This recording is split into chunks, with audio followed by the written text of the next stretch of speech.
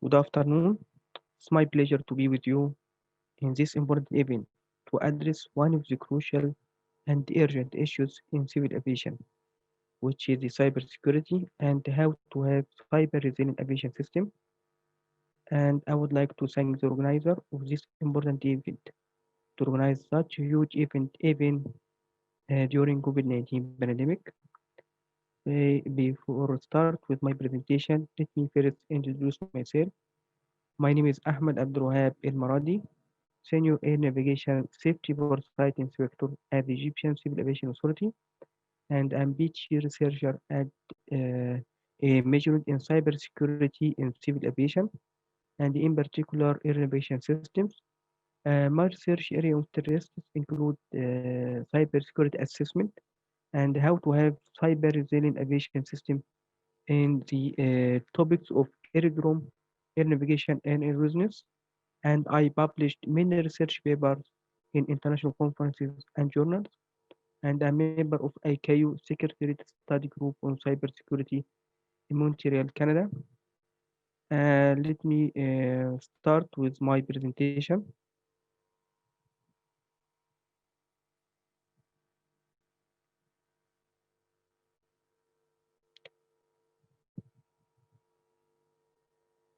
In my presentation, I will cover the following items, starting with the importance of cybersecurity and following by giving real examples of cyber attacks in critical air navigation systems, including communication, navigation, and surveillance. And finally, the conclusion of my presentation and how to have cyber resilient aviation system. The advancement in air navigation technologies, of course, help drive business. However, with increasing connectivity and in air navigation system and using advanced technologies has made them more vulnerable to cyber attacks. Air navigation systems are vulnerable to cyber attacks due to its open nature of most of air navigation systems, or in other words, most our air navigation systems uh, was security was not considered in the design of most of our air navigation systems. Also, with the development of cheap software-defined radio (SDR), it make it easier to send wireless signal in the space, and so it can jam wireless signal used for air navigation systems. There are many scenarios of potential attacks that can be classified into two main domains. The first one is information and communication technology (ICT), and second one is the potential attacks in the wireless communication link between ground and air, including critical air navigation systems, communication, navigation, and surveillance, to what is called cyber physical systems. In this presentation, I will provide you with examples of potential cyber attacks in critical wireless communication systems, which are the backbone of air navigation systems. Due to the negative impact of cyber attacks on the aviation safety, delay of flight, and political issues and economy, cybersecurity is considered as urgent and emerging issues in the civil aviation generally and in air navigation systems in particular. ICAO addressed cybersecurity in Assembly Resolution 39-19 and ICAO Resolution 40-10. Also, ICAO adopted cybersecurity strategy and action plan, and also ICAO initiate Secretariat Study Group on Cybersecurity (SHGC), and on the regional level we have ICAO Middle East Action Group, which address cybersecurity issues in air navigation domain. Also, we have ICAO document 9985 regarding air traffic management security manual, and we have Annex 17, which contains service on the air navigation domain also. ICAO vision for global cybersecurity is the civil aviation sector is resilient to cyber attacks, and remain safe and trusted globally while continuing to innovate and grow. In this section, I will talk about the first critical infrastructure of our air navigation systems, which is the air-to-ground communication between aircraft and ground, which is one of the crucial air navigation systems that shall be maintained to ensure the safety of flights. Such radio communication systems are used for communication between pilot and air traffic controller, also to ensure it can be used to provide ATC instructions such as clearance to aircraft and provide weather bulletin information and ensure aircraft separation and other important functions.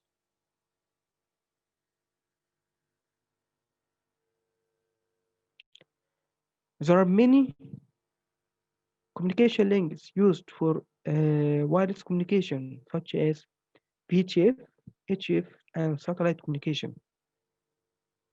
And using these links, we can achieve air-to-ground communication by using communication protocols such as voice communication, CBDLC, Accords, and Aeromax.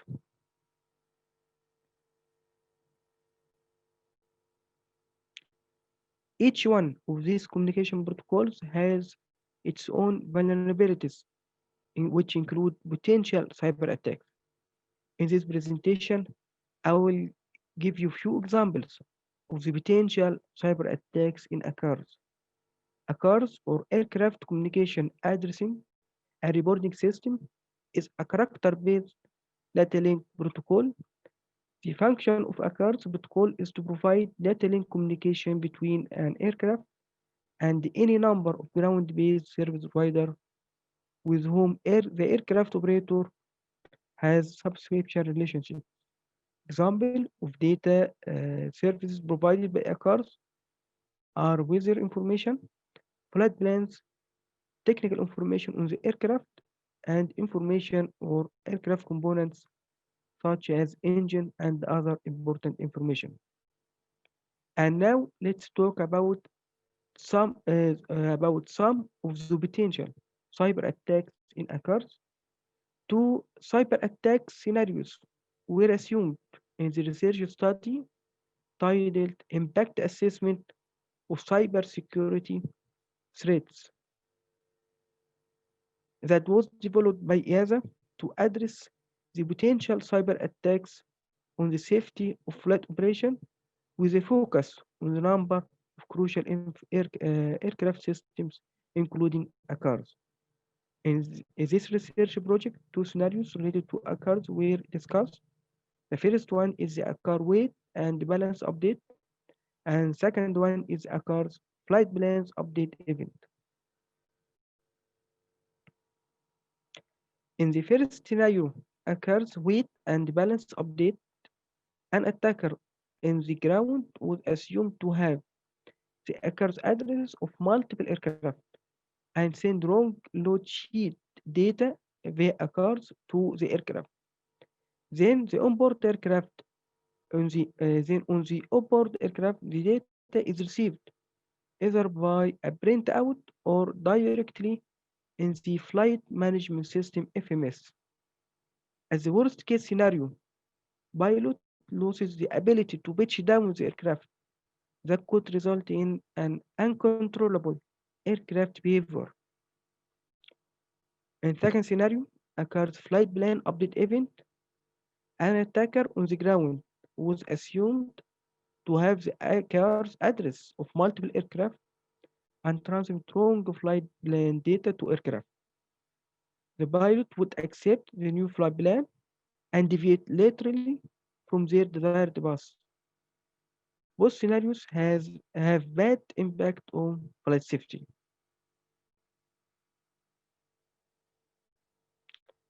And now let's talk about one possible mitigation measures to the cyber attacks in occurs, which is authentication or encryption and decryption.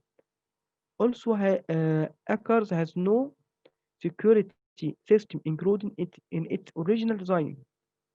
However, fully features or adds-on systems are available, such as Aeronet 823 standard, which is occurs message security, AMS, which offers security through a number of common cryptographic algorithms and tools, and so provide message authentication, integrity, and confidentiality protection mechanism using modern cryptographic methods. And now let's talk about the second critical infrastructure innovation system, which is radio navigation aids. Radio navigation aids are needed for aircraft positioning and guidance in the various phases of flights, including landing, in order to ensure flying aircraft in the dedicated airways. Therefore, air navigations or navigation radio navigation aid is an important component of air navigation systems alongside communication and surveillance systems. There are many radio navigation systems starting from legacy or ground-based radio navigation aids such as ILS, VR, DME, up to using satellite-based navigation aids such as global navigation satellite system. In the navigation part, I will focus on the global navigation satellite system, which represent a new era of the navigation that uses space-based navigation instead of ground-based or conventional radio navigation aids. Therefore, it can mitigate many limitations faced by the use of ground-based radio navigation aids, such as the cost of installation and ongoing cost or periodic, such as periodic flight inspection, and also uh, it doesn't need clearance areas around ground-based radio navigation aids, and finally the obstacles associated with the ground-based radio navigation aids. GNSS is vulnerable to interference that may affect wide geographic areas due to weak signals received from satellites at GNSS receiver antenna. Furthermore, current GNSS approaches approvals use a standardized single frequency band, which subsequently make it easier to intentionally or unintentionally jam GNSS signals. Additionally, GNSS signals are prone to spoofing, and as mentioned in ICAO document 9849, which talk about the global navigation satellite system manual, there are three main kind of interference, which are unintentional interference, intentional interference, and spoofing.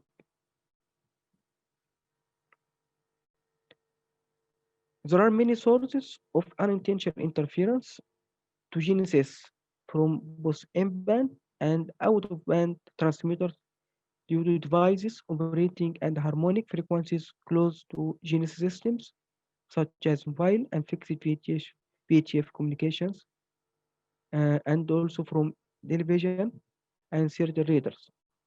GNSS is used in many other applications than aviation, such as vehicle tracking systems, transportation, agriculture, communications, weather prediction, and etc.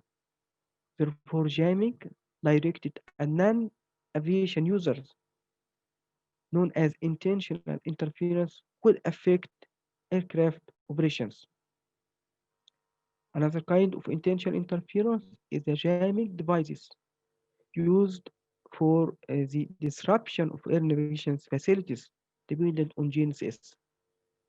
These are either intentionally coordinated attacks or people using personal radio spectrum jammers, or which is also known as personal privacy device (PPD).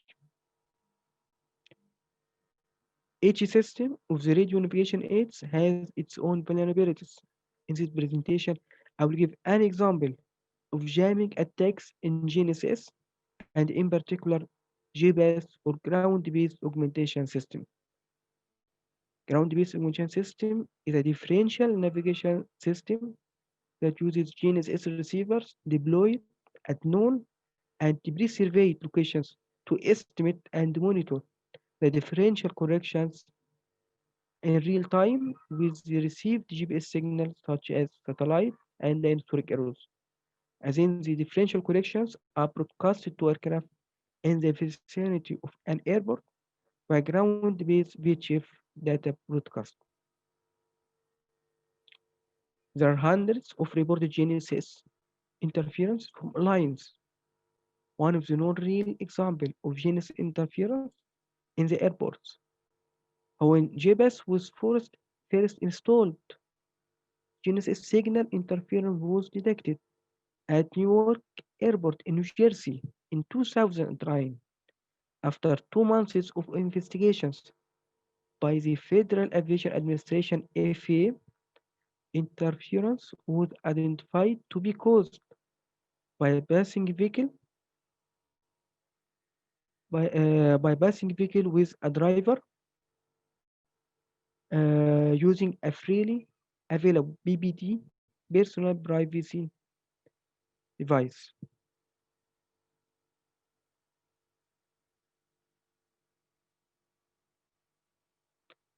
Another kind of vulnerability in GNSS is spoofing, in which the attacker broadcasts signals looks like GNSS signal that cause now onboard aircraft avionics to determine wrong positions and provide wrong guidance.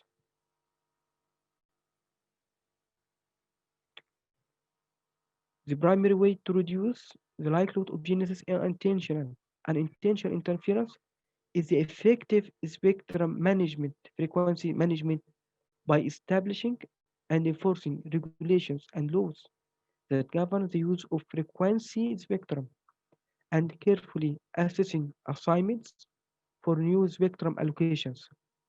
Additionally, one of the techniques used to mitigate the unintentional interference is by using next generation GNSS that will be based on multiple frequencies. This will reduce the likelihood of unintentional interference and will make intentional interference more difficult. And now let's talk about third critical infrastructure innovation system, which is the surveillance. Air traffic surveillance plays an important role in the safety, efficiency, and demand capacity of airspace by determining the position of aircraft in real time and periodically track its position. Additionally, accurate surveillance techniques enable decreasing the minimum separation standard between two or more aircraft and so safely accommodating the increasing demand in air traffic density. Therefore, air traffic surveillance is used in the management of airspace and the standard of separation distances required between aircraft.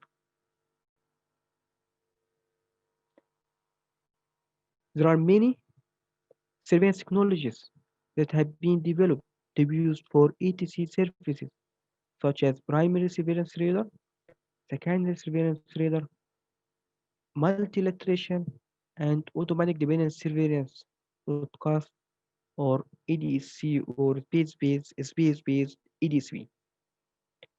BSR is independent non-cooperative surveillance and the first automated surveillance techniques that has a very long history. BSR determines the azimuth and slant range of target by transmitting a signal and processing the received reflected echo signal. On the other hand, and unlike BSR, SSR or secondary surveillance radar consists of two main elements: ground-based interrogator radar, ground-based interrogator or radar, and the aircraft transponder. SSR is a cooperative surveillance in which the ground-based SSR sends interrogation codes to aircraft on 1030 MHz, and the aircraft transponder then replies to SSR ground receiver on 1090 MHz. Multilaterals, several ground sensors receive signal transmitted from an aircraft transponder. then the aircraft position is determining mathematically using a time difference of arrival technique, while ADSB determine aircraft position using GNSS and onboard avionics. Each surveillance system has its own potential cyber attacks.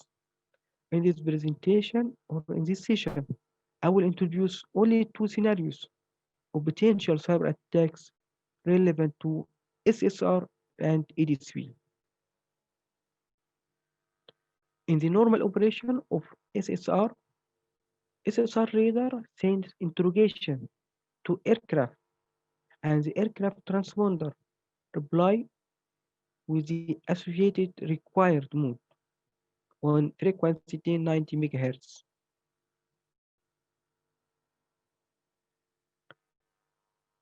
One of the vulnerabilities in SSR is that SSR transponder on board aircraft are over-interrogated. The transponder are over-interrogated when the amount of interrogations of the rate of interrogations on 1030 megahertz coming from ground sensors such as SSR, civil or military, multilateration, wide area multilateration, and these transmitters exceeds the acceptable standard rates dedicated in the minimum operational performance standard. In other words, transponder stop responding to interrogations when the interrogation rate exceeds its design limits. This figure shows the normal, the offer interrogation scenario at which transponder will not reply to the reader, and so no targets will be appeared on the H screen.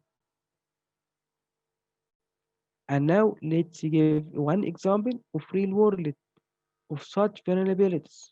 And as reported, on radar losses from ETC area control center in the Central Europe on the 5th and 10th of June 2014. These radar losses caused capacity reduction in some of the affected ETC sectors and therefore delays in some flights due to the impact of such occurrences on aviation safety. EASA was mandated by the Commission to execute a technical investigation and provide recommendations to mitigate and prevent such events from happening in the future. After detailed investigation, EASA determined the source of interference, which was due to some SSR ground installations over-interrogated on board aircraft transponder on 1030 MHz at rates beyond the design limits of such onboard aircraft transponders. And now I will talk about the second scenario of potential cyber attacks related to ADSV. ADSV is considered as next generation surveillance. Unfortunately, ADSV is prone to cyber attacks such as jamming and spoofing, and there are many techniques that can be used to detect and mitigate jamming and spoofing attacks in ADSV. Now I will give you example of one of my recent research articles titled Actual Time Difference of Arrival Based Augmentation System for Enhancing Cybersecurity in ADSP that was published in Chinese Journal of Informatics and addressed how to detect cyber attacks in ADSP and how to mitigate such kind of attacks.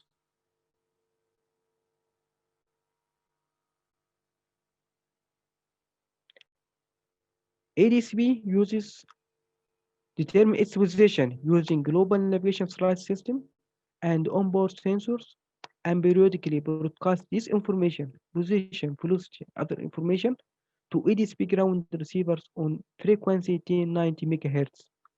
And these data are displayed on HC screens. And this is the normal situation when attackers broadcast signal looks like ADSB signal on the same frequency of ADSB, which is 1090 megahertz.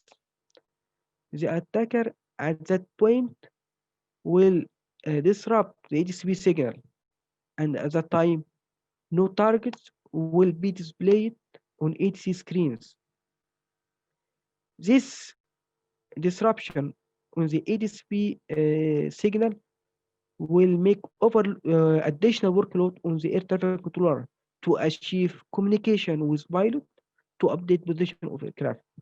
And what happens if we have multiple aircraft in the airspace at the time? More additional workload will be done for the ATC.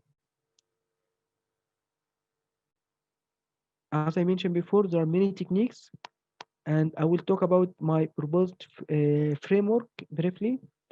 In my proposed framework, I assume there are many ADSP ground receivers are deployed, and these receivers, ADSP receivers, are connected to main server to monitor aircraft position and to track it. In my proposed framework, I established surveillance map or surveillance grid, and in this surveillance map or grid, I divided it into small squares. Each square has a fingerprint at which the aircraft position match only one fingerprint, and this fingerprint can be retrieved from um, uh, real data from Open Sky Network in my research. More information on these research articles can be found on the following link. In the conclusion, in the brief section, I introduce some examples of the potential cyber attacks in wireless communication link between ground and air. And also I give examples of possible relevant mitigation techniques. In general, in order to mitigate cyber attacks, not only in aircraft wireless communication link, but also in aviation generally, and to have cyber resilient aviation system, there are three main pillars should be used to have cyber resilient aviation system. The first one is the training, second one is the procedures, and third one is a system. One of the important issues to have cyber resilient aviation system and to secure our aviation ecosystem is the training. We should raise the awareness in cybersecurity issues by conducting training courses. Furthermore, have workshops, seminars, and carry out tabletop exercises on a regular basis, such that we should cover cybersecurity issues in basic active training, qualification training, and also for ETC and other concerned persons. Another important pillar to have cyber resilient aviation system is the procedures. We should develop cybersecurity strategy, policy, and establish legislative and regulative framework with enforcement policy and cyber security guidelines. We should develop contingency and disaster recovery plans that include relevant domains, including aviation security, AFSET, air navigation systems, IT, airports, airlines, etc. We should establish database framework to exchange information, capabilities, and best practices related to cyber incidents. The last important pillar to have cyber resilient aviation system and to ensure our systems are cyber resilient is the systems or security by design. And not only security by the design of our system in its concept or design, its original design, but also in the ongoing maintenance and upgrade of such systems. By this, I conclude my presentation, and I would like to thank the organizer for still conducting such a huge and important event, even during COVID-19 pandemic. And special thanks for Ms. Shivana for her great effort to organize such event. Be careful and stay safe. Thank you.